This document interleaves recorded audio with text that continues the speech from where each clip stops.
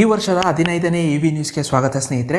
ಮೊದಲನೇ ನ್ಯೂಸ್ ಬಂದು ಸರ್ಕಾರದ ಕಡೆಯಿಂದ ಮೊನ್ನೆ ದಿಢೀರ್ ಅಂತ ಹೇಳ್ಬಿಟ್ಟು ನಿತಿನ್ ಗಡ್ಕರಿ ಅವರು ಬಂದು ಒಂದೇ ಕೊಣಲಿ ಕೊಳೋ ಅಂತ ಹೇಳ್ತಾವ್ರೆ. ಯಾಕಪ್ಪ ಅಳ್ತಿದ್ಯಾ ಕಂದ ಅಂತ ಕೇಳಕ್ ಹೋದ್ರೆ ಈ ದೇಶದಲ್ಲಿರೋ ಜನಗಳೆಲ್ಲ ದೇಶದ್ರೋಹಿಗಳಾಗ್ಬಿಟ್ಟವ್ರೆ. ನಾವು 12 ವರ್ಷದಿಂದ ಈ ದೇಶನ ಉದ್ಧಾರ ಮಾಡಬೇಕು ಅಂತ ಏನೆಲ್ಲ ಪ್ರಯತ್ನ ಪಡ್ತಾ ಇದೀವಿ. ನಮ್ಗೆ ಈ ಜನ ಏನಾದರೂ ಸಾಥ್ ಕೊಟ್ಬಿಟ್ಟಿದ್ರೆ ಇಷ್ಟೊತ್ತಿಗೆಲ್ಲ ನಾವು ಅಮೆರಿಕ ಮಾಡ್ತಿದ್ವಿ. ಆದ್ರೆ ಏನ್ ಮಾಡೋದು, ನಾವು ಎಷ್ಟೇ ಪ್ರಯತ್ನ ಪಟ್ಟರು ಈ ಜನ ಸಾಥ್ ಕೊಡ್ತಾ ಇಲ್ಲ. ಇದರಿಂದ ನಮಗೆ ಈ ದೇಶನ ಅಭಿವೃದ್ಧಿ ಮಾಡೋಕ್ಕಾಯ್ತಿಲ್ಲ ಅಂತ ಗೊಳೋ ಅಂತ ಒಂದೇ ಕಣ್ಣಲ್ಲಿ ಅಳ್ತಿದ್ರು. ಅಂಥದ್ದು ಏನಾಯಿತು ಕಂದ ಅಂತ ಕೇಳಕ್ಕೆ ಹೋದರೆ ಈ ದೇಶದಲ್ಲಿರುವಂಥ 96% ಅಷ್ಟು ಜನ ಪೆಟ್ರೋಲು ಡೀಸೆಲ್ ಗಾಡಿಗಳನ್ನೇ ಉಪಯೋಗಿಸ್ತವ್ರೆ. ನಾವೆಷ್ಟೇ ಬಾಯಿ ಪಡ್ಕೊಂಡ್ರು ಕೂಡ ಎಲೆಕ್ಟ್ರಿಕ್ ಗಾಡಿ ತಗೋತಾ ಇಲ್ಲ. ಅಷ್ಟೇ ಅಲ್ಲದೆ ನಾವು ಹೈಡ್ರೋಜನ್ ತಗೊಳ್ಳಿ, ಎಲೆಕ್ಟ್ರಿಕ್ ತಗೊಳ್ಳಿ, ಹೈಬ್ರಿಡ್ ತಗೊಳ್ಳಿ, ಈ ರೀತಿ ಏನೇನೆಲ್ಲ ಹೇಳ್ತಾ ಇದ್ದೀವಿ. ಆದರೂ ಕೂಡ ಜನ ನಮ್ಮ ಮೇಲೆ ನಂಬಿಕೆನೇ ಇಟ್ಕೊಂಡಿಲ್ಲ. ಬರೀ ಪೆಟ್ರೋಲು ಡೀಸೆಲ್ ಗಾಡಿ ತಗೋತಾವ್ರೆ. ಇಷ್ಟು ದಿವಸ ನಾವೇನು ಮಾಡ್ತಿದ್ವಿ ಅಂದರೆ ಪೆಟ್ರೋಲ್ಗೆ E20 ಅನ್ನೋ ಹೆಸರಲ್ಲಿ 20% ಕಬ್ಬಿನ ಜ್ಯೂಸ್ನ ಬೆರೆಸಿ ಮಾರ್ತಿದ್ವಿ. ಆದರೆ ಈಗ ನಾವು ತುಂಬ ಒಳ್ಳೆಯವರಾಗ್ಬಿಟ್ಟಿದ್ವಿ. ಇನ್ಮೇಲಿಂದ ನಾವು ಕಲಬೆರಕೆ ಮಾಡೋದಿಲ್ಲ. ಇನ್ಮೇಲಿಂದ 100% ನಾವು ಎಥನಾಲ್ನೇ ಕೊಡ್ತೀವಿ. ಇನ್ಮೇಲಿಂದ ನಾವು E100 ಅನ್ನೋ ಹೆಸರಲ್ಲಿ 100% ಕಬ್ಬಿನ ಜ್ಯೂಸ್ನೇ ಎಥನಾಲ್ ಅನ್ನೋ ಹೆಸರಲ್ಲಿ ಮಾರ್ತೀವಿ. ಇದು ಯಾವ ರೀತಿ ಅಂತ ಅಂದರೆ ಇಷ್ಟು ದಿವಸ ನಾವು ಹಾಲ್ಗೆ ನೀರನ್ನ ಬೆರೆಸ್ತಿದ್ವಿ. ಇನ್ಮೇಲಿಂದ ನಾವು ಒಳ್ಳೆಯವರಾಗ್ಬಿಟ್ಟಿದ್ದೀವಿ. ಇನ್ಮೇಲಿಂದ ನಾವು ಬರೀ ನೀರನ್ನೇ ಮಾರ್ತೀವಿ, ಆದರೆ ರೇಟ್ ಮಾತ್ರ ಹಾಲಷ್ಟೇ ಇರುತ್ತೆ ಅನ್ನೋ ರೀತಿ ಆಗಿದೆ. ಸೊ ಹೊಸದಾಗಿ ಇವರು E100 ಅಂತ ನಾವು ಲಾಂಚ್ ಮಾಡಿದ್ದಾರೆ. E100 ಅಂತ ಅಂದರೆ ಇನ್ಮೇಲಿಂದ 100% ಕಬ್ಬಿನ ಜ್ಯೂಸ್ನ ಹಾಕೊಂಡು ನಿಮ್ಮ ಗಾಡಿನ ಓಡಿಸ್ಬೋದಂತೆ.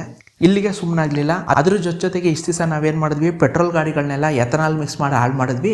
ಇನ್ಮೇಲಿಂದ ಡೀಸೆಲ್ ಗಾಡಿಗಳನ್ನ ಹಾಳು ಮಾಡ್ತೀವಿ. ಹೊಸದಾಗಿ ನಾವು ಐಸೋಬುಟನೆಲ್ಲ ಅಂತ ಒಂದು ಕೆಮಿಕಲ್ ಇಲ್ಲ ಎಥನಾಲಿಂದ ಎಕ್ಸ್ಟ್ರಾಕ್ಟ್ ಮಾಡಿರೋ ಐಟಮ್ ಗೊತ್ತಿಲ್ಲ, ಒಟ್ನಲ್ಲಿ ಐಸೋಬುಟನೆಲ್ಲ ಅನ್ನೋ ಐಟಮ್ನ ಡೀಸೆಲ್ ಜೊತೆ ಮಿಕ್ಸ್ ಮಾಡಿ ಅದನ್ನು ಕೂಡ ಡೀಸೆಲ್ ಗಾಡಿಗಳಿಗೆ ಹಾಕಿ ಇನ್ನು ಡೀಸೆಲ್ ಗಾಡಿ ಇಂಜಿನ್ಗಳನ್ನ ಮಠ ಸೇರಿಸ್ತೀವಿ ಅಂತ ಹೇಳ್ತಾ ಇದ್ದಾರೆ. ಇಲ್ಲಿಗೆ ಸುಮ್ಮನಾಗದೆ ಅದಾದ್ಮೇಲಿಂದ ನಾವು LPGಲೂ ಕೂಡ ನಾವು ಎಥನಾಲ್ನ ಮಿಕ್ಸ್ ಮಾಡಿ ಮಾರ್ತೀವಿ. ಒಟ್ನಲ್ಲಿ ನಾವು ಯಾರನ್ನೂ ಬಿಡೋದಿಲ್ಲ. ಅದು CNG ಅವರೇ ಇರಲಿ ಅಥವಾ LPG ಅವರೇ ಇರಲಿ ಅಥವಾ ಅವರು ಡೀಸೆಲ್ ಅವರೇ ಇರಲಿ, ಪೆಟ್ರೋಲ್ ಅವರೇ ಇರಲಿ, ಯಾರನ್ನೂ ನಾವು ಬಿಡೋದಿಲ್ಲ. ಎಲ್ಲ ಗಾಡಿಗಳನ್ನೂ ಮಟಾಸ್ ಮಾಡ್ಬಿಡ್ತೀವಿ. ಒಟ್ನಲ್ಲಿ ನಮ್ಮ ಅಸ್ತ್ರ ಎಥನಾಲು.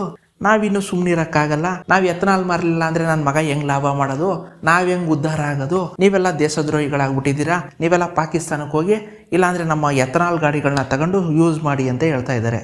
ನೋಡ್ರಪ್ಪ, ಎಥನಾಲ್ ಗಾಡಿ ತಗೊಳಂಗಿದ್ರೆ ತಗೊಳ್ಳಿ. ಅಷ್ಟೇ ಅಲ್ಲದೆ ಒನ್ ಟೈಮಲ್ಲಿ ಎಲೆಕ್ಟ್ರಿಕ್ ಗಾಡಿಗಳಿಗೆ 40,000 ರೂಪಾಯಿ ತನಕ ಸಬ್ಸಿಡಿ ಕೊಡ್ತಿದ್ರು. ಈಗ 2,500ಕ್ಕೆ ತಂದಿಟ್ಟವ್ರೆ. ಮಾತ್ರ ಆಡೋದು ನೋಡಬೇಕು. ನಾವು ಎಲೆಕ್ಟ್ರಿಕ್ ಗಾಡಿ ತಂದುಬಿಟ್ಟಿದ್ದೀವಿ, ಹೈಡ್ರೋಜನ್ ಗಾಡಿ ತಂದುಬಿಟ್ಟಿದ್ದೀವಿ. ನಾನು ಒಂದೇ ಒಂದು ಮಾತು ಹೇಳಿ, 10 ವರ್ಷದಿಂದನೂ ಹೈಡ್ರೋಜನ್ ಗಾಡಿ ಅಂತಿದ್ದೀರಲ್ಲ, ಬೆಂಗಳೂರಲ್ಲಿ ಒಂದೇ ಒಂದು ಹೈಡ್ರೋಜನ್ ಬಂಕ್ ತೋರಿಸ್ಬಿಡಿ. ಒಂದೇ ಒಂದು ಹೈಡ್ರೋಜನ್ ಗಾಡಿ ಇಲ್ಲ, ಹೈಡ್ರೋಜನ್ ಬಂಕ್ ಇಲ್ಲ. ಮಾತ್ರ ಹೈಡ್ರೋಜನ್ ತಂದುಬಿಟ್ಟಿದ್ದೀವಿ, ಹೈಬ್ರಿಡ್ ತಂದುಬಿಟ್ಟಿದ್ದೀವಿ, ಅದಾದಮೇಲೆ ಇನ್ನೂ ಏನೇನೋ ತಂದುಬಿಟ್ಟಿದ್ದೀವಿ ಅಂತಾರೆ. ಮಾತ್ರ 96% ಅಷ್ಟು ಜನ ಇವತ್ತು ಕೂಡ ಪೆಟ್ರೋಲು ಡೀಸೆಲ್ ಗಾಡಿನೇ ಓಡಿಸ್ತಿರೋದು. ಇದನ್ನು ಕೇಳಿಸ್ಕೊಂಡ ನಮ್ಮ ಮಂಡ್ಯ ಫ್ರೆಂಡು, ನಾವ್ಯಾಕೆ ಕಬ್ಬಿನ ಜ್ಯೂಸ್ ಹಾಕ್ಸೋಕ್ಕೆ ಆ ಪೆಟ್ರೋಲ್ ಬಂಕ್ ಹೋಗೋದು, ನೀವೇ ನಮ್ಮ ಆಲೆ ಮನೆಗೆ ಬಂದ್ಬಿಡಿ, ಅಲ್ಲಿ ಹೆಂಗೂ ಕೂಡ ಬೆಲ್ಲ ಮಾಡೋಕ್ಕೆ ಕಬ್ಬರಿತಾ ಇರ್ತೀವಿ, ಅಲ್ಲಿಗೆ ಬಂದ್ಬಿಡಿ. ಅಲ್ಲೇ ನಾವು ನಿಮ್ಮ ಗಾಡಿಗೂ ಕಬ್ಬಿನ ಜ್ಯೂಸ್ ಹಾಕಿ ನಮ್ಮ ಗಾಡಿಗೂ ಕಬ್ಬಿನ ಜ್ಯೂಸ್ ಹಾಕೊಂಡು ನಿಮ್ಗೊಂದು ಲೋಟ ಕಬ್ಬಿನ ಜ್ಯೂಸ್ ಕೊಟ್ಟು ಕಳಿಸ್ತೀವಿ. ನೆಮ್ಮದಿಯಾಗಿ ಹೊಟ್ಟೆ ತುಂಬ ಕುಡ್ಕೊಂಡು ಮನೆಗೆ ಹೋಗಿ ತಲುಪ್ಕೊಳ್ಳಿ ಅಂತ ಹೇಳ್ತಾವ್ರೆ.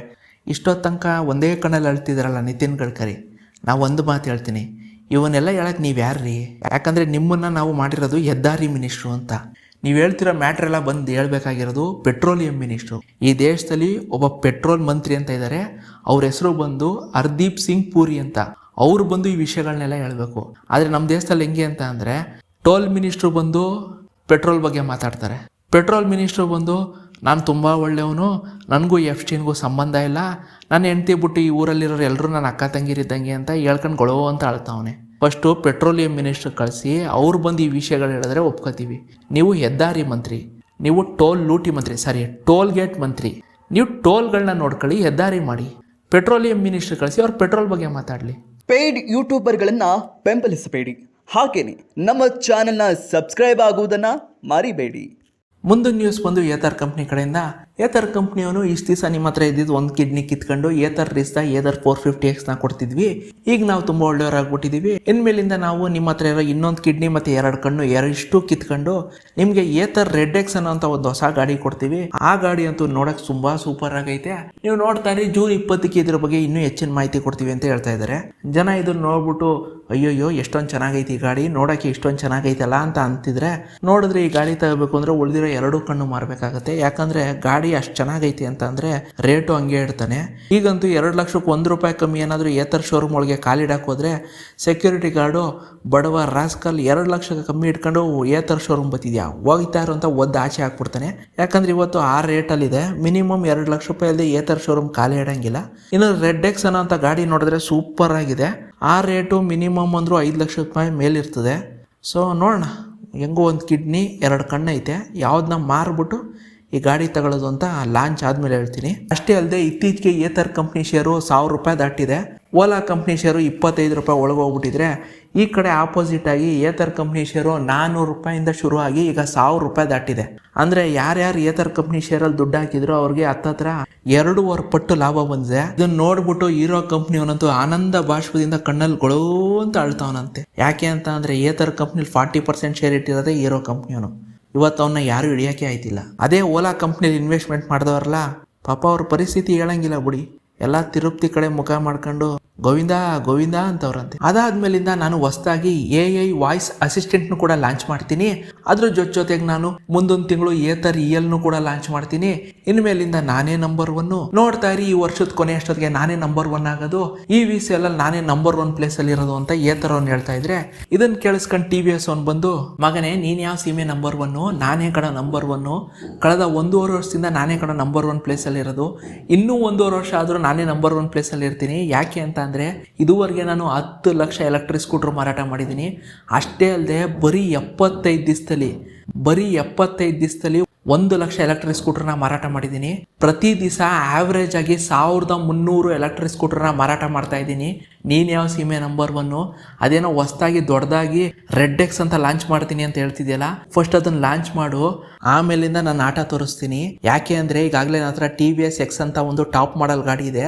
ಅದ್ರ ರೇಟು ಬರೀ 2.5 ಲಕ್ಷ. ನೀನು ರೆಡ್ ಎಕ್ಸ್ ಅಲ್ಲಿ ಏನೇನು ಆಪ್ಷನ್ ಕೊಡ್ತಿದ್ಯಾ ಅದೇ ಆಪ್ಷನ್ಗಳನ್ನ ನಾನು TVS X ಅಲ್ಲಿ ಬರೀ ಅರ್ಧ ರೇಟಲ್ಲಿ ಕೊಡ್ತೀನಿ. ಜನ ನಾಳೆ ನನ್ನ ಗಾಡಿನೇ ತಗೊಳ್ಳೋದು. ನೀನ್ ಅಷ್ಟೇ ಅಲ್ಲ, ನಿನ್ ಮೇಲೆ ಇನ್ವೆಸ್ಟ್ಮೆಂಟ್ ಮಾಡೋಲ್ಲ ಹೀರೋ ಕಂಪ್ನಿ, ಅವನು ಬಂದ್ರು ಕೂಡ ನಂದು ಏನು ಮಾಡ್ಕೊಳಕ್ಕಾಗಲ್ಲ, ನಾನೇ ಕಡೆ ನಂಬರ್ 1 ಅಂತ TVS ಅವ್ನು ಹೇಳ್ತಿದ್ರೆ ಇದನ್ನ ಕೇಳಿಸ್ಕೊಂಡು ಹೀರೋ ಕಂಪ್ನಿ ಅವ್ನು ಬಂದು, ನೀನು ಯಾವ ಸೀಮೆ ನಂಬರ್ 1? ನಾನೇ ಕಣ ನಂಬರ್ 1. ನಾನು ಮತ್ತೆ ಏತರ್ ಎರಡೂ ಸೇರಿ ಹೋದ ತಿಂಗಳು 47,000 ಎಲೆಕ್ಟ್ರಿಕ್ ಸ್ಕೂಟರ್ ಮಾರಾಟ ಮಾಡಿದೀವಿ. ನೀನು ಬರೀ 42,000 ಎಲೆಕ್ಟ್ರಿಕ್ ಸ್ಕೂಟರ್ ಮಾರಾಟ ಮಾಡಿದ್ಯಾ. ನಿನಗಿಂತ ನಾನೇ ಕಣ ನಂಬರ್ 1. ಅಷ್ಟೇ ಅಲ್ಲದೆ ನೀನು ಯಾವುದೋ ಲೋಕಲ್ ಅಲ್ಟ್ರಾವೈಲೆಟ್ ಅನ್ನೋ ಕಂಪ್ನಿ ಜೊತೆ ಸೇರ್ಕೊಂಡು ಎಲೆಕ್ಟ್ರಿಕ್ ಬೈಕ್ ನ ಮಾರಾಟ ಮಾಡ್ತಿದ್ಯಾ. ನಾನು ಹಂಗಲ್ಲ, coming to America, international level. ನಾನು ಅಮೆರಿಕಾ ಕಂಪ್ನಿ ಝೀರೋ ಅನ್ನೋ ಕಂಪ್ನಿಲಿ 600 ಕೋಟಿನ ಆಗ್ಲೇ ಇನ್ವೆಸ್ಟ್ಮೆಂಟ್ ಮಾಡಿ 6% ಶೇರ್ ಇಟ್ಕೊಂಡು ಕೂತಿದ್ದೀನಿ. ನಾನು ಹೊಸದಾಗಿ ಅಮೆರಿಕಾ ಕಂಪ್ನಿ ಝೀರೋ ಜೊತೆ ಕೊಲಾಬ್ರೇಷನ್ ಮಾಡ್ಕೊಂಡು ಇಂಡಿಯಾದಲ್ಲಿ ಡೈರೆಕ್ಟ್ ಆಗಿ ಎಲೆಕ್ಟ್ರಿಕ್ ಬೈಕ್ ಗಳನ್ನ ಲಾಂಚ್ ಮಾಡ್ತಾ ಇದ್ದೀನಿ.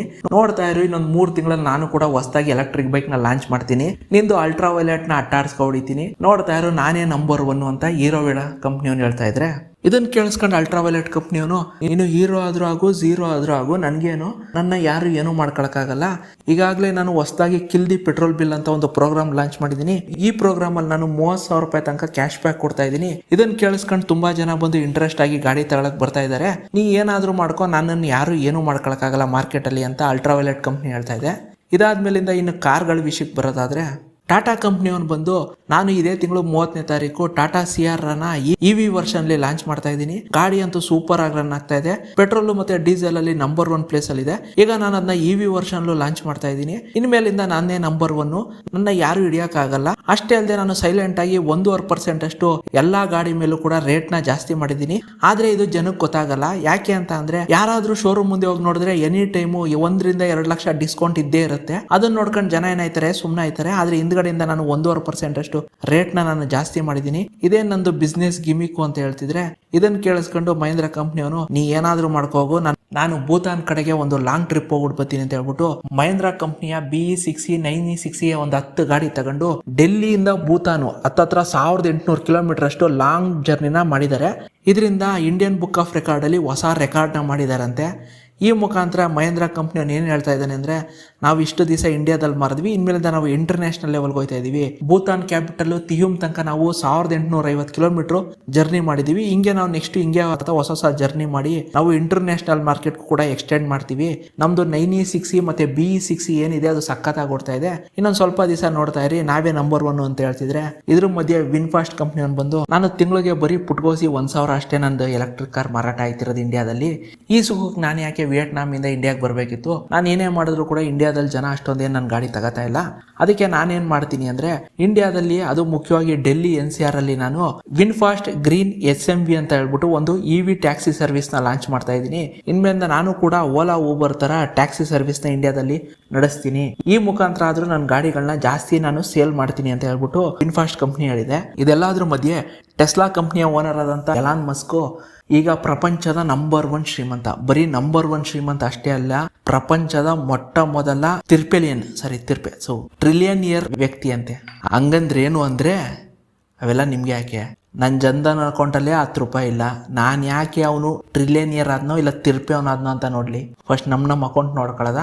ಈ ಮುಖಾಂತರ ಎಲಾನ್ ಮಸ್ಕು ಈಗ ಪ್ರಪಂಚದ ನಂಬರ್ 1 ಶ್ರೀಮಂತ. ಬರೀ ಶ್ರೀಮಂತ ಅಲ್ಲ, ಏನೋ ತಿರ್ಪೆಲಿಯನ್, ಟ್ರಿಲಿಯನಿಯರ್.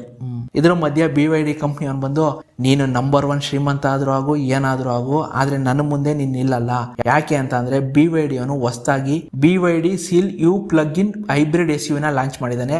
ಇದರಲ್ಲಿ ಏನ್ ಸ್ಪೆಷಾಲಿಟಿ ಗೊತ್ತಾ? ಹಿಂದ್ಗಡೆ ಪೆಟ್ರೋಲ್ ಹಾಕಿ ಓಡಿಸ್ಬೋದಂತೆ, ಮುಂದ್ಗಡೆ ಎಲೆಕ್ಟ್ರಿಕ್ ಚಾರ್ಜ್ ಮಾಡ್ಕೊಂಡು ಓಡಿಸ್ಬೋದಂತೆ. ಡ್ಯುಯಲ್ ಇಂಜಿನ್ ಅಥವಾ ಡ್ಯುಯಲ್ ಟೆಕ್ ಹೊಸದಾಗಿ ಲಾಂಚ್ ಮಾಡಿದಾನಂತೆ. ಇದರಿಂದ ನಿಮ್ಗೆ 1200 ಕಿಲೋಮೀಟರ್ ರೇಂಜ್ ಸಿಗುತ್ತೆ ಅಂತ ಕಂಪ್ನಿ ಹೇಳ್ತಾ ಇದೆ. ನೋಡ್ರಪ್ಪ, ಡ್ಯುಯಲ್ ಮೋಡ್ ಇಂಟೆಲಿಜೆಂಟ್. ಯಾರು ಏನಾದರೂ ಬಿಡ್ಕೊಳ್ಳಿ, ಚೈನಾ ಕಂಪ್ನಿ ಅವ್ರದ್ದೇ ಸಪ್ರೇಟ್ ರೂಟಲ್ಲಿ ಹೋಗ್ತಾವ್ರೆ. ಇದು ಈ ವಾರದ EV ನ್ಯೂಸ್. ಹೇಗಿತ್ತು ಅಂತ ಹೇಳಿ ದಯವಿಟ್ಟು ಕಮೆಂಟ್ ಮಾಡಿ ತಿಳಿಸಿ. ಅಷ್ಟೇ.